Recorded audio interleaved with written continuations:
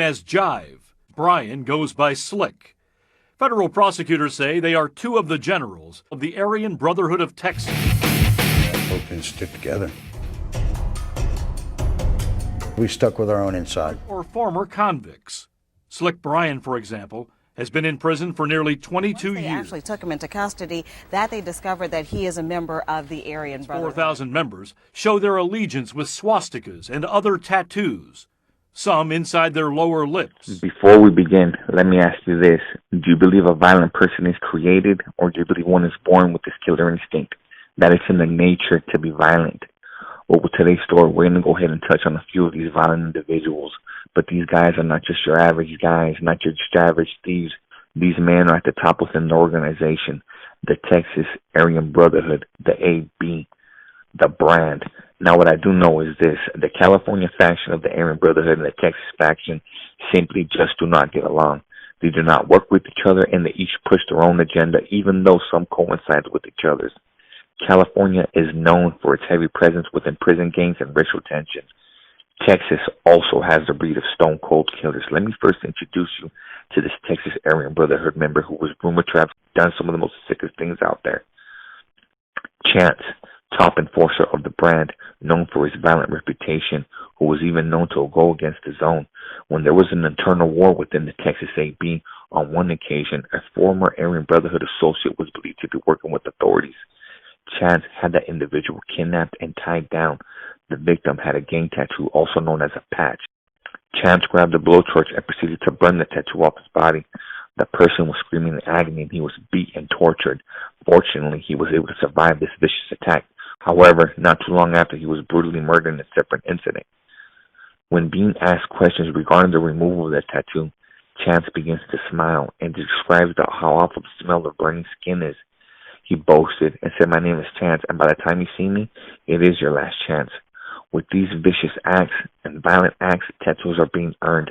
As you can see, Chance is completely covered in tattoos from head to toe. A glowing red swastika hanging like a necklace permanently embedded in his skin, signifying all the violence he has committed for the cause. These tattoos have a lot of meaning. For instance, this gentleman, Birdman, also a high-ranking member of the Texas Aryan Brotherhood, was recently sentenced to serve a lengthy 50-year prison sentence in solitary confinement, restricted to a cell 23 hours a day. Birdman, as you can see, is also covered in gang tattoos right above his eyebrow in bold letters, ABT, the huge swastika right across his stomach, the lightning bolts right next to his eye, and a huge portrait of Adolf Hitler across his entire back. A fellow gang member needed to be disciplined for infighting, so Birdman ordered him to be kidnapped and tied down to a chair, where Birdman proceeded to beat him, kick him, and stab him twice. Birdman then proceeds to grab a piece of bread, and he shoves it in the wound of the victim, drenching the bread in his blood, and proceeds to take a bite out of it and eats it. He then proceeds to demand the victim to eat the rest of the bread. Birdman is known for his violent tendencies and another sadistic rage. He stabbed somebody 27 times. He was also known for having multiple people hit behind bars, and a mastermind and managed to create a massive drug ring from within prison. However, Birdman and Chance are just a few among many. When the war between the Aryan Circle and the Aryan Brotherhood was at its peaks, a white male by the name of Tripwire joined the Aryan Circle after getting in a dispute with a Hispanic gang member. He was serving a short 2-year sentence. He got into a dispute with a few Aryan Brotherhood members where he apparently won a few fights against the members, according to cooperating witnesses. His sister Carrie would later go on to tell authorities that he feared for his life, that he knew that fight would cost him his life. She claims that was the first time she had ever seen her brother scared in her entire life. When bringing up the topic of cleaning up the situation and sending a representative to the prison to try to talk things out, he responded, "It's already too late. There's nothing you can do. They are going to kill me." While waiting for a right to work, aspiring AB members and Aryan Brotherhood member Nicholas Bulldog Acree stabbed and strangled him.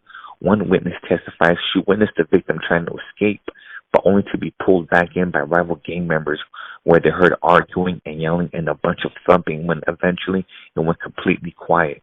Aryan Brotherhood member Smiley helps transport the victim to his mom's pet grooming business, where they proceeded to use amputation tools to dismember his body. Disposed of his body by throwing it in the Trinity River. The war intensified and group segments clashed inside the prison and jail systems in Texas.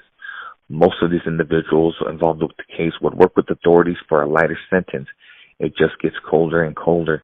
A woman who was with the notorious member within the AB by the name of Trooper made the crucial mistake of badmouthing the other members would go on to beat her, viciously attack her, and shock her with car cables, and killed her by pouring cement as she laid in a bathtub.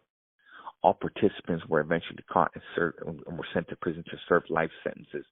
The Texas AB is known for their extremely violent behavior. They are known to commit these acts against law enforcement. A prosecutor was gunned down by 2 members of the Texas Aryan Brotherhood shortly after several AB members were indicted.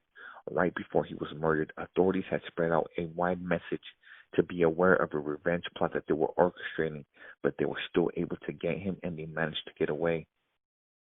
There was Texas Mike, one of the most notorious mobsters within the organization. He brutally murdered an individual allegedly for a $600 drug dope debt. One of his co-partners within the killing would later go on to cooperate with authorities and was a key witness in testifying against him, saying he felt bad for the Hispanic gentleman because he had a problem with his speech. Texas Mike was enraged about his missing wallet, but eventually came to terms and agreed the gentleman would mow his lawn to pay off the debt. They all proceeded to get high. After a while, Texas Mike got enraged all over again about his missing wallet when another individual belonging to the White Knights grabbed a hammer and proceeded to beat the victim with it. The victim, with affiliations to the Texas prison gang Tango Blast, was found to be assaulted with a broom where they forced it inside of him. The victim pleaded for his life. The witness testifies that he seen Texas Mike enter the room with the power drill, and all you heard was the drill machine and the screams of the victim. The victim was found with a few drill holes to the head, and they called for another gang associate that had a truck and helped dispose of the body and dumped it in the pond. These are just a few of the situations of the people who I came across, and they are still thriving to this very day.